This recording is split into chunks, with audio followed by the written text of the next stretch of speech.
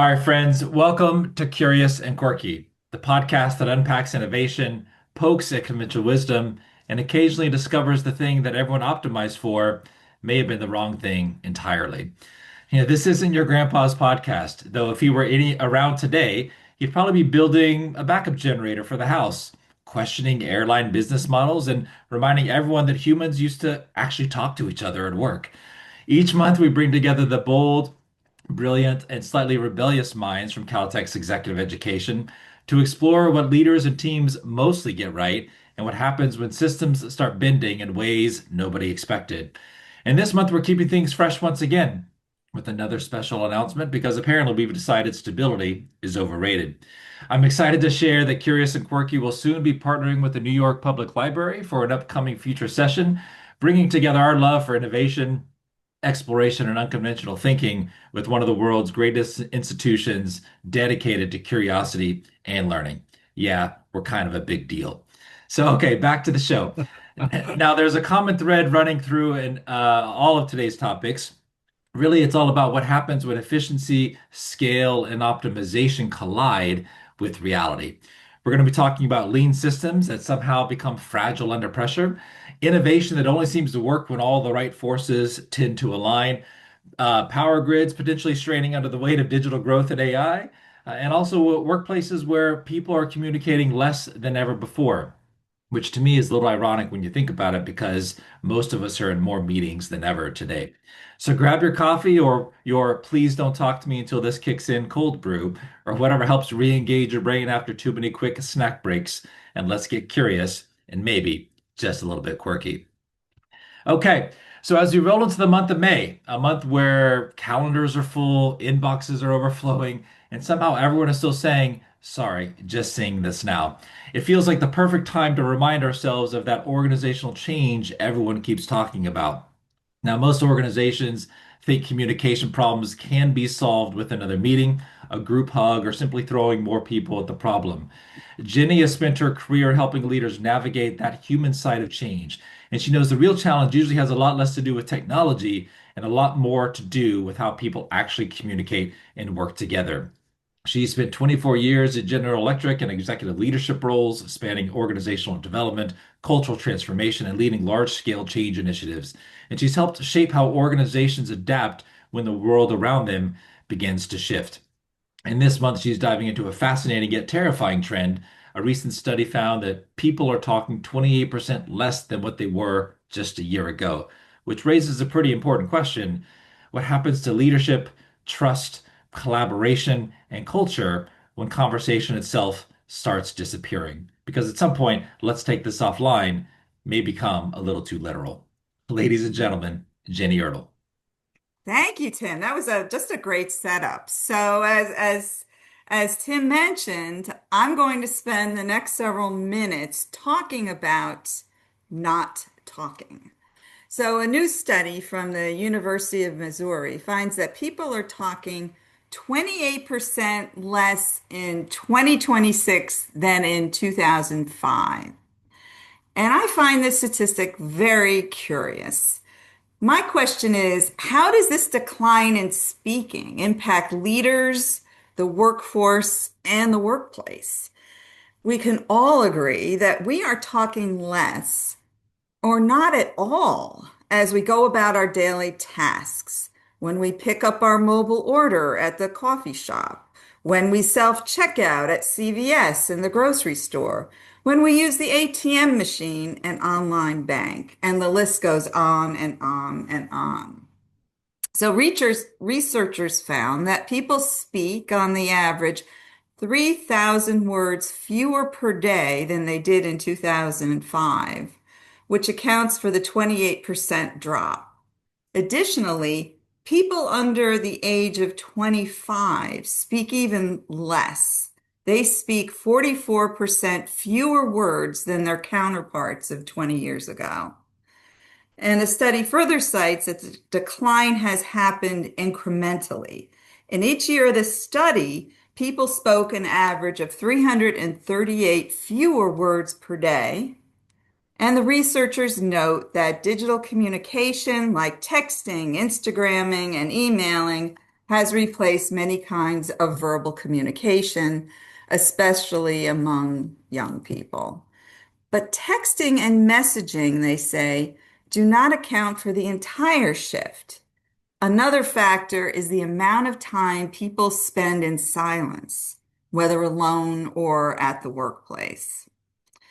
Unfortunately, this does not come as a surprise, and the implications are many and are significant. I want to explore those implications through the lens of the critical conversations that need to happen at work. And as I work with leadership teams, the most common need that surfaces, and frankly, this has surfaced for decades, is this. Employees want more communication. Ironically, we usually learn this through the least conversational mechanism possible, the employee engagement survey.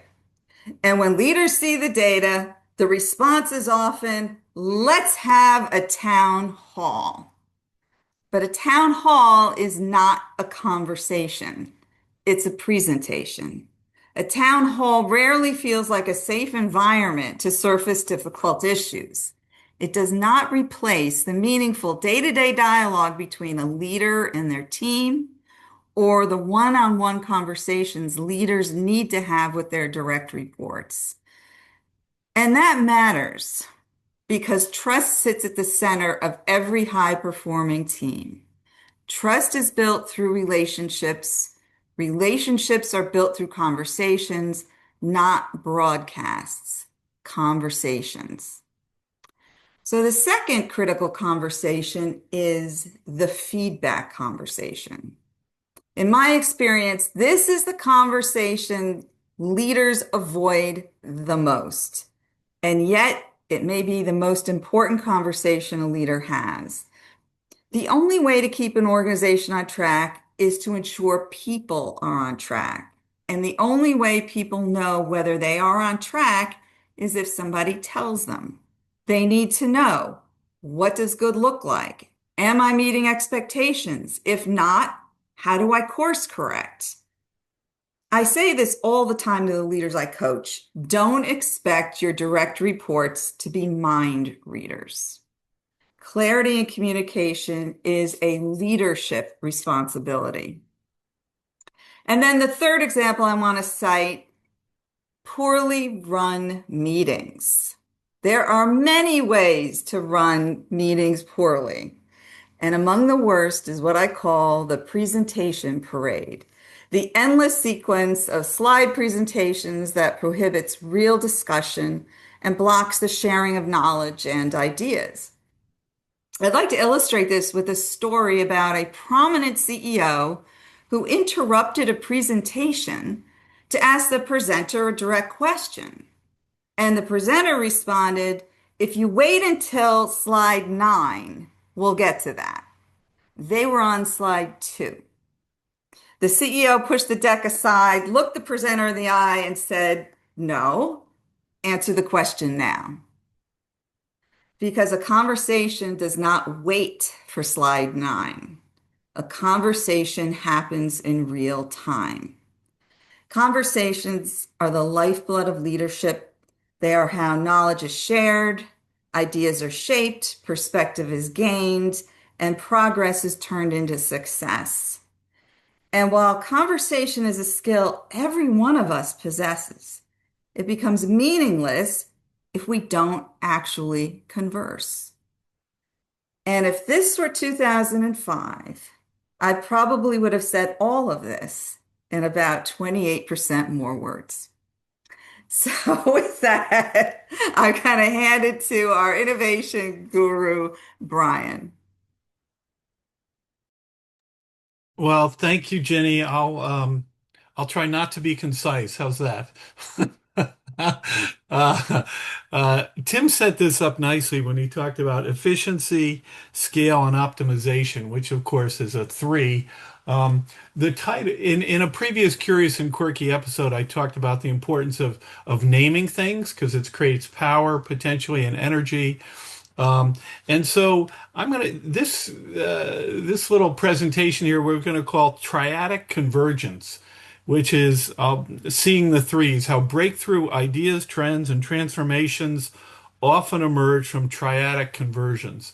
So what the heck is that? Well, that's just a fancy term for thinking in threes, right? Thinking in threes. And of course, this exists in our life and society and physics. We've got, beginning, middle, and end, and in religion, Father, Son, and Holy Ghost, before, during, and after. In the Hinduism, you've got Brahma, Vishnu, and Shiva. In physics, you've got the electron, the proton, and the neutron. If you're fixing the house, you got to think about what? Length, width, and height, maybe, and forms of matter, liquid, solids, and gas. I mean, I could go, three-act plays, and it's tough to have a joke without, a priest, a rabbi, and an atheist in a boat, right? So you've got this principle of three going on and on and on, and you might say, well, why is that important? And why could that be an important key potentially to innovation? I want to start it with the importance of this three perspective, or having a three lens, in terms of some trends, right? And I think they help explain why some of these trends have been so incredible and really broken through to our society. So the first one I'll pick is from the world of sports. And obviously one of the huge trends is pickleball. Okay. So what's the deal with pickleball? Well, the three for here is it's easy to learn. It's not easy to learn how to score. I'm kidding, but it's easy to learn pickleball, right? It's, almost anybody can do it. The second thing is you get exercise, which is healthy. And the third thing that we must not neglect is that you have an opportunity for social communication and meeting other people. It's a social event as well. And so if you look at that and you say, okay, that makes sense that pickleball maybe has become as huge as it is.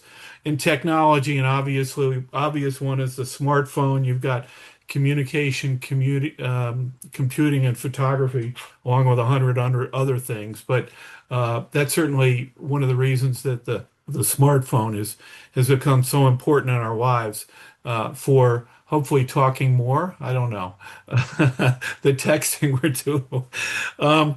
In terms of work, the rise of remote work, obviously COVID was a big reason for this, but the technology came along at an appropriate time with Zoom and Teams, etc. But if you look at the three for on this, there's this inefficiency and expense of getting to work, wasted time, gas. Maybe you can't afford to live in an urban environment. And so that gets to the third one, which is work-life balance. And in retrospect, you say, okay, now I understand. Well, it certainly makes sense that this remote work has become as popular as it is. Another one that I like, in my home office here, I look out, and when I walk the dog, I'm seeing more and more and more and more e-bikes, right? And well, you get exercise with an e-bike. You're going somewhere. It's your form of transportation, and it's affordable, right? So it's created a whole third category of transportation between the motorcycle and the car. And the last one I'll share, because I don't think it's that obvious, or it's an interesting question I had, is, why did vinyl records take off of all things, right? Give me what's going on here? And the three for me on this was that there's sort of digital burnout going on. Yes. And so this is, then there's, if you will, the cool factor. You get these cool record albums and cool covers, and so that's kind of thing. And then the third thing around that is, if you, part of the cool thing is the nostalgia. And then the third thing is really, I think, and this I think was overlooked, is it's almost like, when cake mixes said you got to add an egg to it, you became part of the cooking process in the 40s and 50s, right? That's when they became big. And so the notion of, the physical, or the tactical, or the sort of physical involvement in the process of playing music, I think is one of the other reasons that vinyl records have taken off like they have. Okay, so I mean, the fun thing is, as soon as you begin to look for threes, you'll see them everywhere, which is really kind of cool. Um, but let's talk about the future now. And I picked one example where the threes are so critical, and this is in the world of transportation again. Um, in the turn of the century or the 19th century, early 1900s, we obviously had the Wright brothers, and they sort of combined lightweight engines with wind control systems and propeller design. All right. Well, what about now? Well, I'm sure you've heard about them, seen them on 60 Minutes, etc. The whole notion of eVTOLs, right? This is electric propulsion, vertical takeoff and landing vehicles. Think of it simply as a flying car. JP Morgan estimates that that will be a trillion, yes, trillion with a T, industry by 2040. Okay. So what are the three elements that have made this timely now? Okay. Um, well, one is the consumer need. Obviously, congestion is a huge challenge. I mean, you only have to drive from Massachusetts to Connecticut on I-95 to start freaking out, right? Or I'm sure there's or California, LA, right? So there's that. That's certainly a need. But the other two things that have come together from a technological standpoint are obviously material science, that they've got, lightweight materials now allow us to create these eVTOLs, whereas without those lighter weight materials, it became really tough and in some cases impossible. And then, of course, the other thing is the energy. And there have been such advances in battery power. So it's the confluence of those things that makes the eVTOLs, I think, will be, as soon as they figure out the regulatory thing, I think will be an incredible change in our world and our society. Okay, so great. Okay, so now we can use them to look at why trends might have occurred. Um, how can we use this proactively if we want to innovate? By the way, in our research, when we do research, we do focus groups, we do one-on-ones, we do dyads, we do triads. They all have a different reason for being, but I gotta say, one of the most effective research methodology we use is the triads. When you get three people together, um, it's generally better than just two, and one-on-ones, you have your own reason for that. But when you get the three people together, you get people bouncing off one another. It's, hey, I didn't think of that. And so I would just encourage you, if you're doing that research, maybe to get three people that you're talking to at once. Um, if you have a product or service that you're thinking about, and it could be, perfume or cookies or whatever, obviously you think about the product itself. Can we, change the perfumes or the ingredients?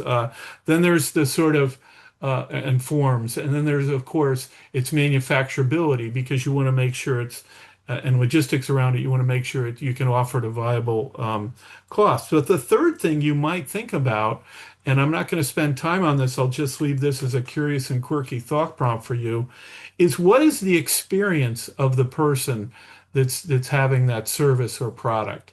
And when you add that third element of experience, you begin to think of things that I guarantee you will not have thought of before.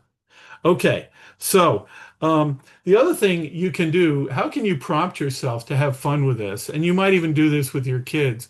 You can just ask them to combine three things and see what they get. And it's really, really interesting. So I, of course, did that. I just have one example. I could have done hundreds here, but the three things that never have been together, and maybe for good reason, but here they are: a cemetery, augmented reality, and genealogy, right? Okay. So you combine those, and what might that lead you to? It might lead you to the whole notion of, I'll call them memorial parks or memorial tours. So you go to these places and you go to a particular plot, and you can learn about the person's life, things that they thought were interesting, their genealogy, etc. And so these could become, it's not maybe not Disneyland, but it certainly could be a wonderful historical excursion for schools. And so that's my triadic conversion that's of things that you don't necessarily put together. Okay, so the last thing I want to share here, um, certainly in because of the 250th anniversary of our country, the thing, when the founding fathers, they didn't have two two branches of government. They went for three, obviously, right? The legislative, executive, and the judicial, because they understood that there was a balance there, a system where you wouldn't get the sort of us versus them, and you'd have to sort of moderate and mediate these different interests. Checks and balances, dynamic tension, a stabilizing system, whatever you want to call it. Okay. Yes, we know that. All right. So where are we today? Well, I think one of our problems, to be honest, is that we are in not a triadic convergence, but we've got a twofer. And that, of course, is the Democrats and Republicans.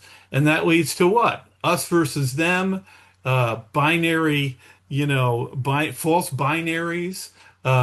You're either good or bad. Everything that we know is associated with all that fighting. If I feel strongly that if we had a third viable party, and I'm not talking about independents or progressive, but a really strong third party, I think our world would be frankly, a lot better off. And just because we talked about naming here, we could call this the Renewal Party, or we could call it the Third Horizon Party, or maybe even better is the National Unity Party. So that's what I wanted to share with you guys. Think in threes, morning, noon, and night, or over breakfast, lunch, and dinner.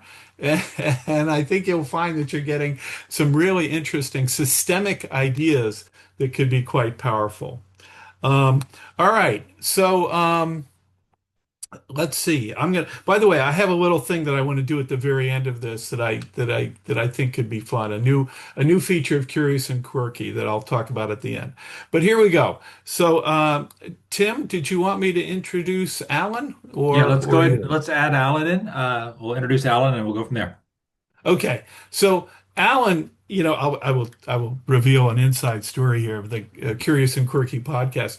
Alan wrote to us last time and said, "Oh, I'm sorry, I may have taken over the conversation." I wrote back to Alan. I said, "Hey, Alan, you can take it over anytime because our supply chain guru, I always feel." I could listen to him he's like an uncle, I could listen to him forever. He just says incredibly interesting things. So I'll say to Alan, take as long as you want. And you're up. Well, thank you. I hope everybody can hear me here. Okay, I was a little late on getting on this morning. Uh, Today, Brian, I want to tickle your fancy a little bit with a problem that people haven't really thought about in supply chain, and that's about the energy problem. Supply chain today has an enormous energy problem, and the grid isn't going to save us.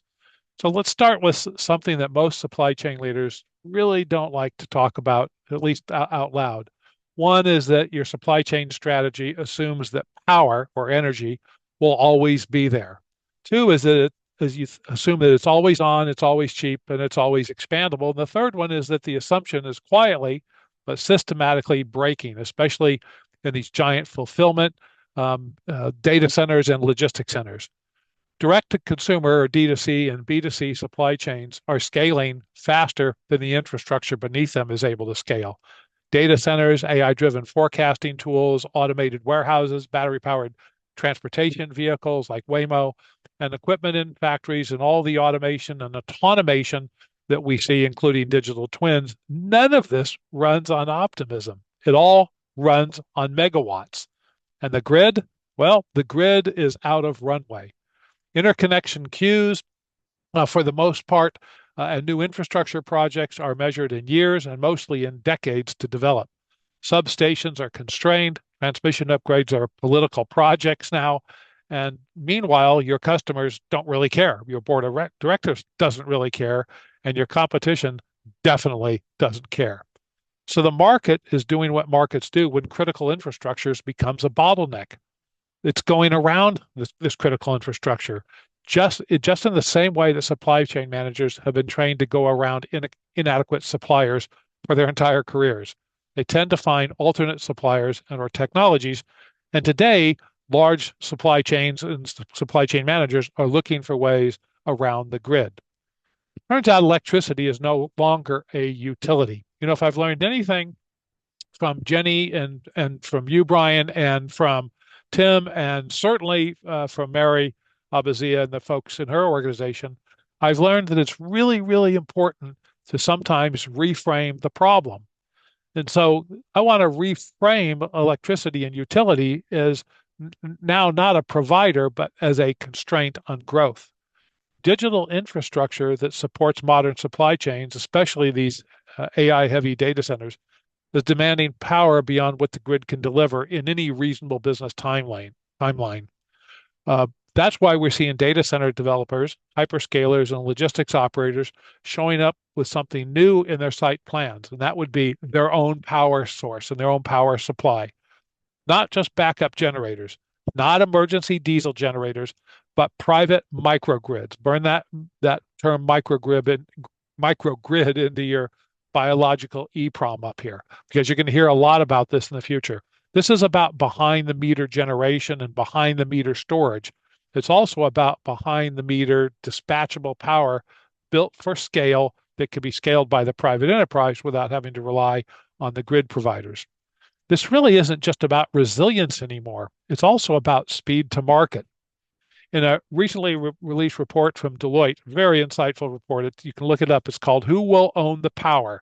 AI data centers drive power and utility mergers and acquisitions. In other words, these data centers are going to be behind a lot of the M&A activity that's going to go on in the utility and the energy provider business.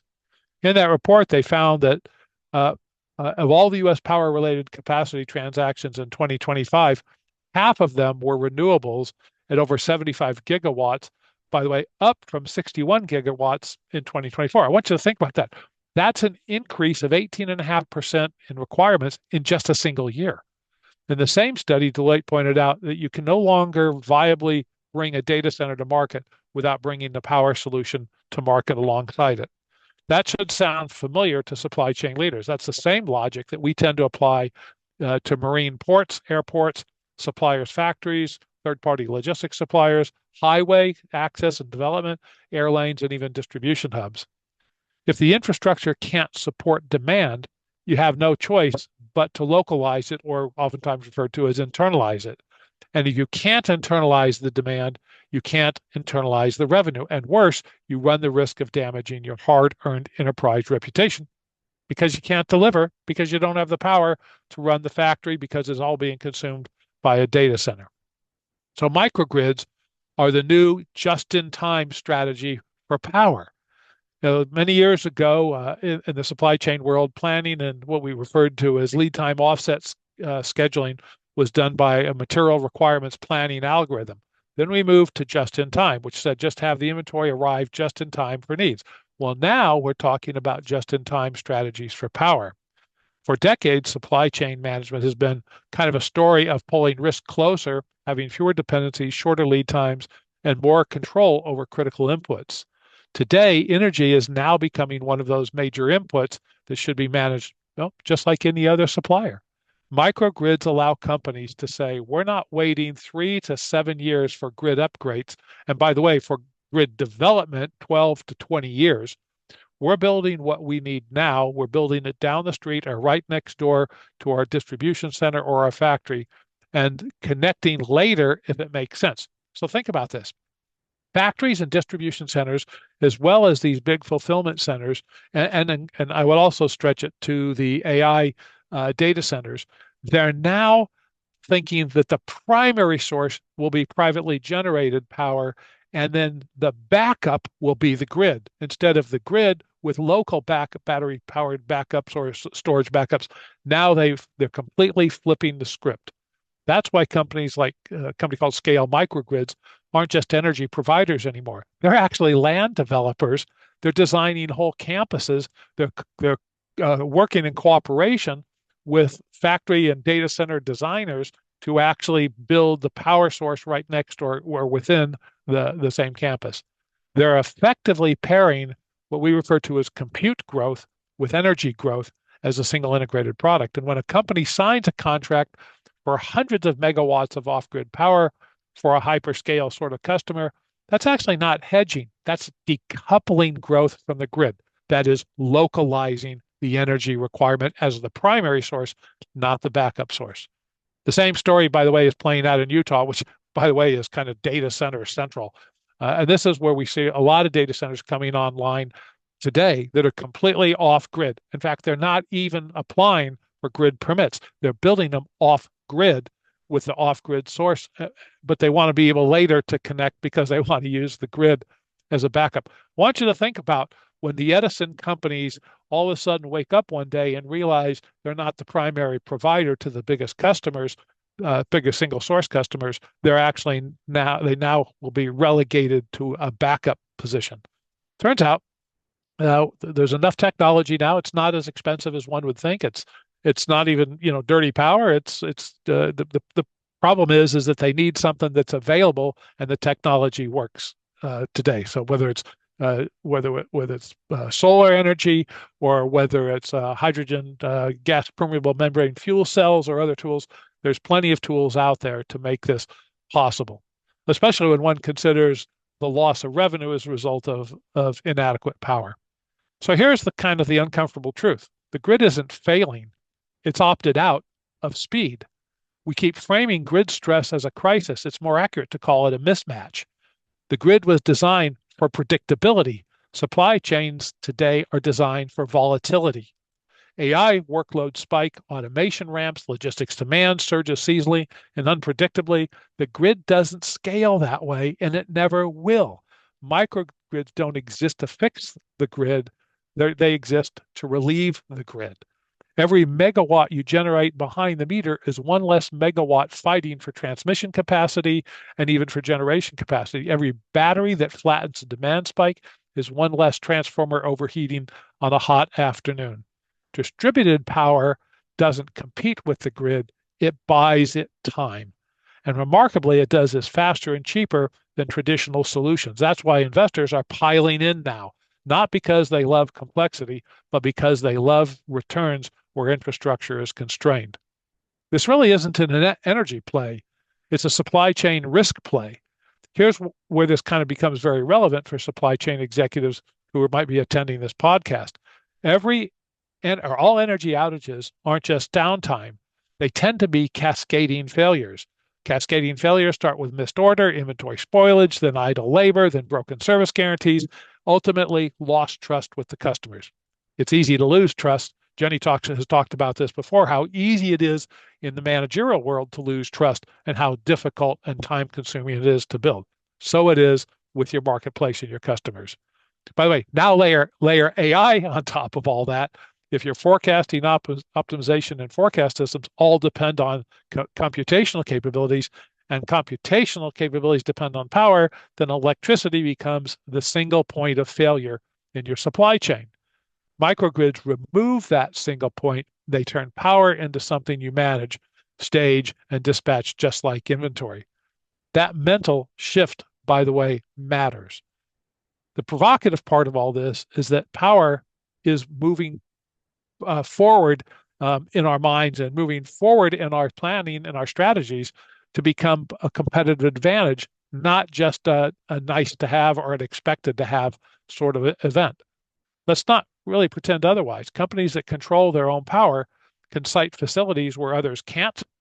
They can expand faster than utilities can approve. By the way, like I said, it could be 20 years for utilities to get approved. I'm actually in Southern California looking at a 500 kV line that goes from South San Diego to Los Angeles, about 160 miles of this big overhead line. And they're planning on not even coming online until 2039 because they've got the amount of problems, the environmental issues they have to deal with, the permitting, the acquisition of land, the eminent domain issue. All of this takes so long, and the regulation is about 2/3 of that.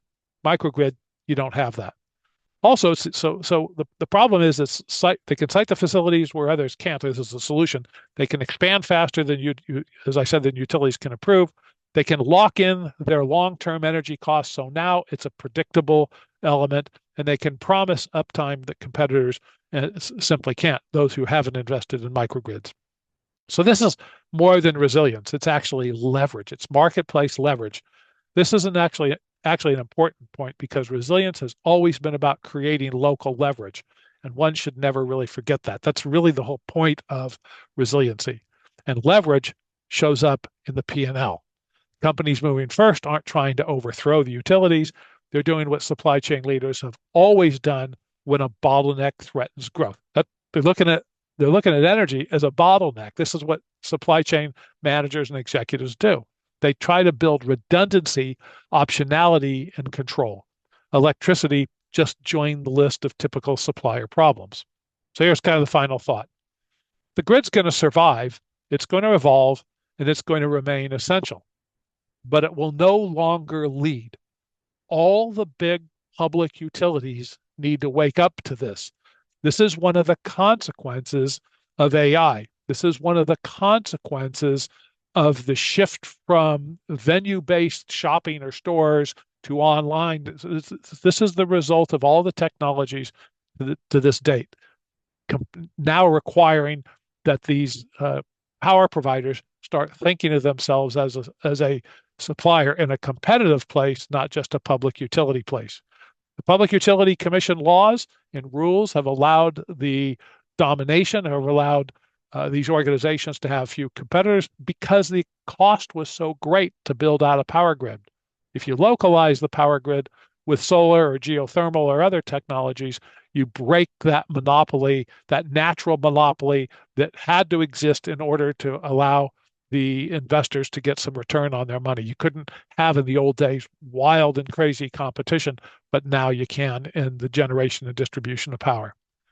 Distributed power, better known as microgrids, sometimes called on-site generation, includes a lot of technologies. Of course, the most exciting of all of them is the micronuclear generation.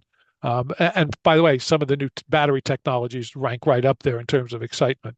This is where all the growth is going to attach first, because growth doesn't wait for the infrastructures of the grid to catch up. It builds its own growth strategy. And for supply chain leaders, here's the big takeaway. If electricity is critical to your operation, and it pretty much is for every supply chain, then it's no longer someone else's problem. It's part of the system that you as a supply chain manager are obligated to manage in order to achieve your corporate goals and objectives. And with that, I guess we're supposed to turn it over to Jenny at this time. Take it away. Yep. Turn it over to Tim here, Alan. Thanks Tim, for that. thank you. It's fascinating when you talk about the cascading failures, and I'll allude to some of that here in the next chat, but also just the idea that people now are taking more control of their own destiny and their own future and basically making their own path and solving their own problems and not relying so much on other people. So fascinating discussion. So I want to shift gears over to, I'll say, probably the most recent announcement in the business world is Spirit Airlines. Spirit Airlines didn't fall apart because they didn't know what they were doing. And they certainly didn't fall apart because they forgot how to run an airline. I think, honestly, I think they were probably too good at running lean, and that's why they were around for 34 years. I was surprised to understand that 34 years. For some reason, I thought I was a little bit shorter than that. But that's what precisely caught my attention when I started digging into it a little bit further. In general conversation, we throw around words like lean. It's it's automatically a compliment. Something that is lean teams. We have lean execution, lean operations, or even my personal favorite, lean manufacturing. It sounds disciplined and efficient and clean until really reality shows up with a hockey mask and a baseball bat. Spirit Airlines built a model around extremely tight margins, fast turn times at the airport, minimal waste, and high utilization of all their assets in their inventory. And that works great when everything lines up perfectly well. But eventually, something is going to hit the fan. Fuel costs will skyrocket. Disruptions are going to happen, as Alan alluded to, even supply chain. Markets are going to crash. Dependencies are going to slip. Customers are going to get upset and frustrated. And pressures were just going to start stacking and stacking and stacking. And if your whole system only works under these seemingly ideal conditions, you don't have much room to maneuver. And I think this is where they struggled pretty significantly. And I think this is the part where I've become obsessed with lately, all the ripple effects, as Alan alluded to, the cascading aspects of all these elements. Because when something like this happens, most people stop at the headline. Oh, airline struggles, airline files for bankruptcy, all flights grounded or canceled. And that's pretty much as deep as they go. And they think, man, that's really a terrible thing. But companies don't typically fail in isolation, especially not the big ones. The second something like this starts unraveling, the impact begins to spread everywhere. Employees wonder if they still have a job. Airports start losing volume and revenue. Surrounding businesses start suddenly feeling all the pressure. Customers start changing their buying behavior, and competitors start absorbing demand and reshaping pricing. You're seeing some of those savior fares from all the other airlines currently to support the flights that were there on Spirit as well. Now, so one seemingly simple disruption can start creating secondary and tertiary order effects all over the place. And it continues to snowball, and you start finding yourself thinking about the macro level. What actually happens when fewer low-cost carriers actually exist in the industry and to support the customer. Travel accessibility changes. Families maybe start traveling less. Smaller cities lose different options. Tourism types of options shift, and even competitor behavior changes because pricing pressure changes now. You don't have other people trying to continue to pressure your prices. So overall, when one company is struggling, it can subtly reshape the landscape and the behavior of the entire ecosystem around it. And that's what fascinates me about complex systems in general, where I love operating in those because people think they're operating on one specific product or one business or one program. But actually, they're participating in this giant interconnected web where small execution decisions over the course of time can quietly influence thousands of people that they've never met. And honestly, I think I've seen this thing happen on engineering programs. I was on one years ago where we were executing really, really well, fundamentally sound, hitting all of our marks and milestones, applying strong technical rigor. It was definitely one of the most high-performing teams I've been on in a long time. And then we ran into something I'd never seen before. We got ahead of the customer, which sounds like the most program manager humble brag of all time. Yeah, we were just too successful.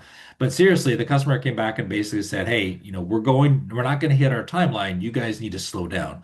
And from that point forward, things started unraveling a bit. They didn't explode, it wasn't catastrophic, but things definitely changed because suddenly decision gates were now blocked. Dependencies no longer lined up. We couldn't necessarily proceed significantly further, even at risk.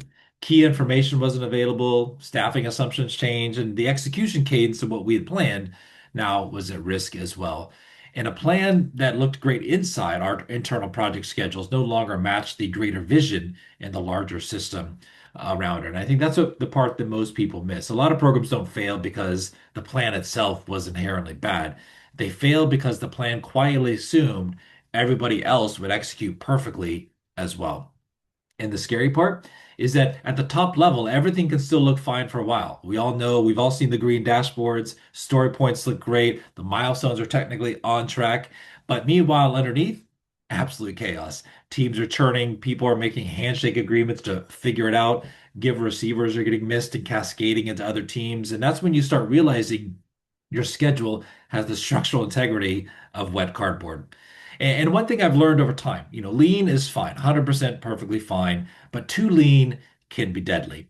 You can absolutely run lean and still be healthy, but once small slips stop being absorbable, once every giver receiver has to hit perfectly and you have no margin in the schedule, and every dependency has to land jelly side up, your system is no longer efficient. Has become fragile. And this is where leadership actually matters because eventually someone's going to have to bring that bad news forward and say, "Hey, we're not going to hit this. Now what?" So, good leaders, in my perspective, treat that type of information as a signal. It's more data, it's better understanding of the problem space. It's an indicator that, hey, we have to adapt the plan in a realistic way. But bad leaders, I've seen them panic. They force mandatory overtime, they compress the schedule, they push the team harder and harder, and they burn people out trying to put near-term fires out, all while trying to stabilize the overall, or instead of stabilizing the system execution as a whole. And I think one of the biggest fragility indicators I see right now isn't a technical problem at all. It's really accountability or lack of it across the industry. Because when accountability gets soft, bad estimates repeat, missed commitments continue to normalize, escalation gets delayed, and teams stop believing that anything is going to change in the future. And eventually you have people stop bringing up issues early because they think, why bother? No one's going to do anything about it. And that's when culture starts rotting from the inside out. So if you think your program is running lean and efficiently, I challenge you to look a little bit deeper. What activities do you always iterate or churn on multiple times but are still pretending are going to be one pass efforts. Where are your giver receivers? How many times have you replanned those or had to replan those because of missed opportunities? How many of those dependencies are actually built into your schedule versus just spiritually assumed? What's your confidence level based on actual execution history, not optimism? And how many people outside your team determine your success that you have zero formal authority over and you only have influence? Because authority and influence, in my mind, are not the same thing. Now, don't get me wrong, influence matters a lot and it's really powerful, but influence by itself is not a magic wand either. And I think that's really the lesson here that Spirit Airlines isn't just an airline story, it's a systems story. It's what happens when organizations optimize so aggressively for efficiency that they accidentally remove any ability or just generally their ability to absorb reality that is sure to happen. So lean is not always the goal. I think resilience is the ultimate goal you want to have to support a lean organization. Because most teams don't fail because they weren't efficient enough. They fail because they built a system that only works when everything goes right. All right, with that, we'll bring everyone back to the room, back to the table, and have a conversation. I do want to start off with Ginny. I had a question for you on your discussion about people and talking. I loved what you talked about the town hall as a presentation, not a conversation, and I loved the story about the executive saying slide nine. A conversation doesn't wait for slide nine. I love that. That is so powerful. But we have, you mentioned that a lot of people are more in silent mode these days. And in my mind, sometimes that can be really helpful. There's a lot of times these days where there's noise all the time and very few moments where people actually have an opportunity to reflect and be in their own mindset and think about things. But it sounds like the silence that you're talking about is not that. They're continuing to distract themselves with other distractions and not necessarily doing the self-reflection or mental gymnastics they need to enhance and become better. Am I reading that correctly? Yeah, yes. And it depends too on where the workplace is. Mhm. You know, in office, probably less silence, more conversation. But when, remote work, certainly there probably more silence and more ineffective meetings. Okay. Just because, these Zoom meetings, let's check the box. We had a meeting, but what did we accomplish? And did we really Yeah, have conversations? And was everybody, interacting in the meeting? There are many levels. And, many times we could fool ourselves by saying, oh yeah, I've got meetings all day. Like a source of pride almost. of I've got course. back to back to back. And you're Yeah. like, okay. I'm I triple wouldn't I booked wouldn't or brag whatever. about that. That's Something's right. wrong here. And then Yeah. I just have to go back to the town hall because every single client I work with, they pride themselves in their town halls. And still the data comes back. We don't have enough communication from our leaders. And these Mhm. senior leaders shake their heads, but we had a town hall. But we talked about And org charts and what the new organization structure was, but that's not the type of communication that people want, right? exactly, They want about really exactly. what's going on, what the true plan Yes. is, how is this going to affect me, et cetera, et Yeah. cetera. Yeah, I Yes, agree with you on and that and those 100%. those topics do not come up in a town hall. So it's No, it's no. it's lovely to have them, but it can't be the one size fits all, check the box, we've solved for communication, now let's move. Correct. I love Hey, the, hey, yeah. Ginny, I had a question on that. Has there been any research done, any findings that people are less likely to tell the truth on a Zoom call than in person? That's really interesting. I would love that. There probably is maybe, but if not, well, what would you guess the answer to be? I would guess there's less truth telling. I don't know why I say that, because I know sometimes on a phone you can talk about emotions that you might not talk about in Right, person. right. But my sense is on Zoom that there's maybe less authenticity, less truth telling than in an in-person meeting. I don't know. Yeah, because I think, the word broadcast is important here because it Yeah. feels very broadcast-like. Yeah, at these Zoom meetings. I'm going to jump in there. So I think that's actually a really, really interesting Yeah. question. And I know Jenny said she's going, that'd be an interesting study to do. So I don't have a study, but I have an observation, and that is when you tell them at the beginning of the meeting that the session's being recorded, all of a sudden it's a whole lot, Yes. it's a whole lot more controlled and rational. You can actually see people catching themselves before they say something. So people don't like posterity. They don't like their words living out there forever, So, Right, absolutely. I think for me, Jenny, on that, and Brian on that conversation, whenever I have a big ask or I have to go in and answer some tough questions, I 100% always go in person to the meetings, even if Yeah. there's options for virtual. It just makes it much more impactful to have that conversation, especially if you're actually having to ask for something. It's better to see person to person, and some, of course, there's a threshold, but at some point, I prefer the one-on-one interaction more than just a virtual request. So it's Yeah, we yeah, and we can't forget those nonverbal cues as right, well right, that happen uh, face to face in real life that yeah, don't necessarily happen as much, right. virtually. I had And a we yeah. also can't forget that do we know anymore who's really on a Zoom? We know all of us could be AI generated right now. Ah, right, right. It's to the That's true. point. Exactly. It's to the point. The only way you can be certain that the person is real is to meet with them in real life. That's now funny. there's an app we'd all develop and design. Get some of those bright young kids at Caltech to design this.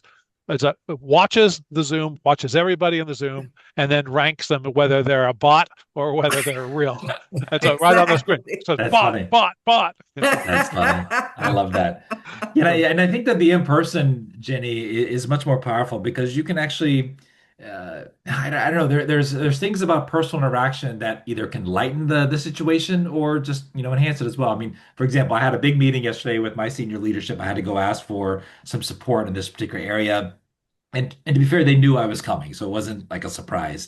But I started off by saying, "Hi, friends, it's so good to see you again," because they knew what I was coming for. And everyone's like, "Oh, Tim's back! Oh my gosh."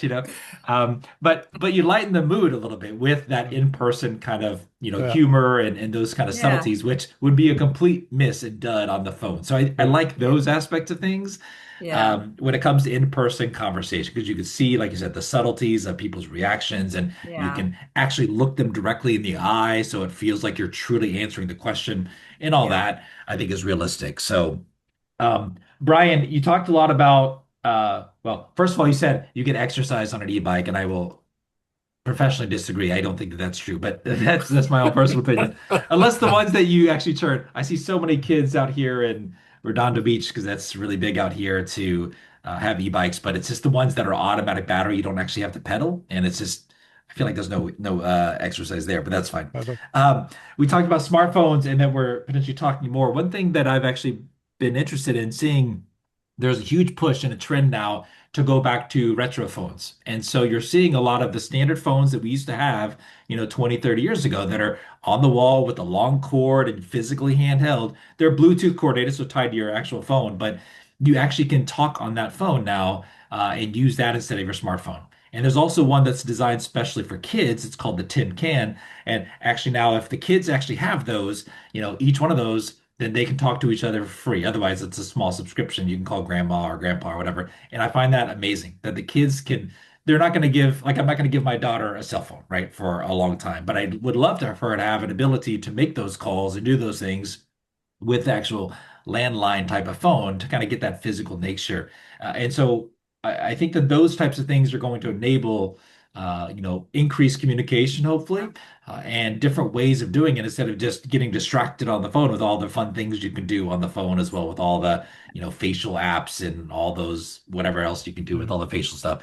So it's exciting. And And Brian, Tim, yeah. I would just say to that, we did some work actually with AT&T a while ago, and the segmentation of, if you will, smartphones, and of course one of them is older people, what do they need in a smartphone that they don't have? Bigger Right, right, keys right, and all right. that kind of stuff. And so we're starting to see a lot of that segmentation, controlling what kids can, say and hear and when and all that kind of stuff. So when these industries start to get evolved and around for a while, you will see massive segmentation, which is what we're seeing. So. Yeah, I wish people the want to go tin back to the. can concept would go to the automobile because I don't want a computerized automobile. I just need the basics, you know?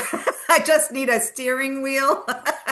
Yeah, Yeah, Ginny's in the Luddite Yeah. segmentation on that one. She's Yeah. all yeah. Yeah.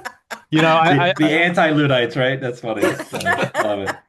yeah, Oh goodness. I think when you think about these things, you realize that the days of kind of monolithic strategies are kind of gone, and the days of monolithic solutions are gone. This is, Tim, one of the reasons why systems engineering is such an important part of everyday life, and certainly a part of every business in terms of solving problems and running Mhm. projects. And we have to think about how all the pieces fit together. Same thing goes with society. You give a kid a phone that can do a lot of different things. Well, that's what they're going to do with it versus use it for what you wanted them Right. to do, is to Yes. communicate in an emergency or something like that.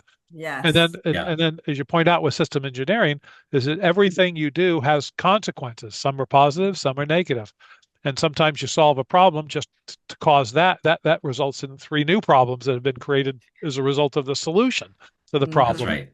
And That's right. and that's what we're seeing. So there's lots of studies. If you haven't seen the Understanding America study that USC does every year, they look at people across a variety of strata in American society, and so this goes all the way back to 2014. And I'm looking at some of the study data now.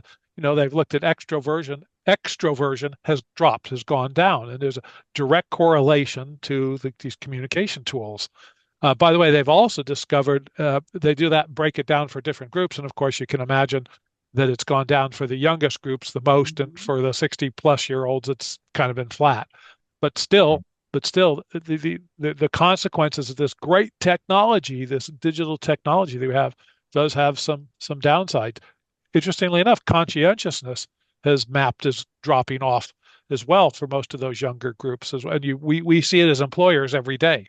Yeah. And Right. and Right. and, and so these are the kinds of things that goes back to every problem has a solution which creates another problem. And Yes. you have to you have to be ahead of that. And this is why systems thinking is so important. Yeah. I didn't catch all of Jenny's presentation, but the comment about you can't wait till slide 9, to me is very insightful, uh, because what's happened is people's attention spans have dropped as a result of all this technology. And so, where when I grew up, it was like, okay, you got to give them all the background before you give them the solution. Yeah. And Right. now you can't Right. do that. Now you got to start with a solution, and then you got to tell them why. And that's a huge shift in even the way managers, present. That's Hey, definitely true. Tim, I know we're almost out of time, but I did want to Sure. do the thing that I promised I would do. In my Oh, Okay. little Sure. talk there. this Uh-oh. is the Good. bonus The time here. bonus thing. Okay. And by the way, I would just also mention, some of the viewers may want to go back and listen to some of these previous podcasts. I was looking at them, and Alan last year gave one on lithium power and the new global Yeah. choke point. Yeah. So, there we we go. But All right. here's my bonus thing, and this is somewhat of an homage to, if you will, Car Talk. They would every show they'd have a puzzler, right? And so I would like us to propose, and I'm going to give you one here. We'll see if it takes with our team. But the notion of a curious and quirky puzzler. Okay. And so here's my curious and quirky puzzler for this month. During the planning for the D-Day invasion, right? There was a subgroup within that planning team that got inspiration from the 1943 Macy's Day Parade. And from that level, from that this thing that inspired them, it helped them actually win, be successful with their landing. In this case, it was in Normandy. So, what was it they took inspiration from the 1943 Macy's Day Parade that led to a more successful D-Day landing? That's the puzzler. Well, what I didn't think the landing was successful. Yeah, it was successful. Otherwise, we'd be speaking German right now. No, Well, it was definitely well, a successful. lot. Yeah, The landing on I Omaha mean, the Beach. Omaha Beach was rough, but we Yeah, that's ultimately what I'm succeeded. referring So, to. yeah, Omaha Beach was rough, but all five beaches were ultimately successful, even with high losses. it was the blimps, wasn't it? Was Well, it? you're sort of there, but that's only half of it. It's somewhat related to Mickey Mouse flying above, but that's only half of it. The And I don't think we parachutes? should. The No, I don't think we parachutes? should. I don't think we should give the answer until then our next Oh, Curious and okay. Quirky. Okay, Yeah. we'll do it next time. Because Hold on. for some Hold reason, on. I was thinking I was thinking that the parade got canceled during the D-Day time period, but I don't know. No, Maybe I was I'm surprised that it mistaken. was still. I was surprised that they Thought were I still got doing it. So go Okay, ahead. fair enough. All right, fair enough. Okay. All right, friends. Well, that's a Oh, wrap on this May edition of Curious and Quirky. Okay. Today, we explored what happens when systems get a little too optimized, when power grids start sweating under the weight of AI, innovation finally clicks when the right forces align, and when workplaces slowly realize that sending a thumbs up emoji may not count as communication. Ah, A huge thank you to our speakers and special guests for bringing fresh ideas, bold perspectives, and just enough healthy disruption to make everyone slightly uncomfortable in the best possible way. And if today's topic sparked your curiosity, many of the themes we covered around innovation, leadership, organizational change, strategy, and even emerging technology are explored much more deeply through the certificate programs offered by the Caltech Executive Education team. Because let's be honest, the world is changing fast, and the we've always done it this way mentality is starting to sound less like a strategy and more like a warranty disclaimer. So take what you heard today, challenge a few assumptions, pressure test the systems around you, and maybe even go have an actual conversation with another human being. Stay curious, stay quirky, and remember, if your organization is held together by one overbooked employee, two spreadsheets, and hope, that's not a strategy. That's just organizational Jenga.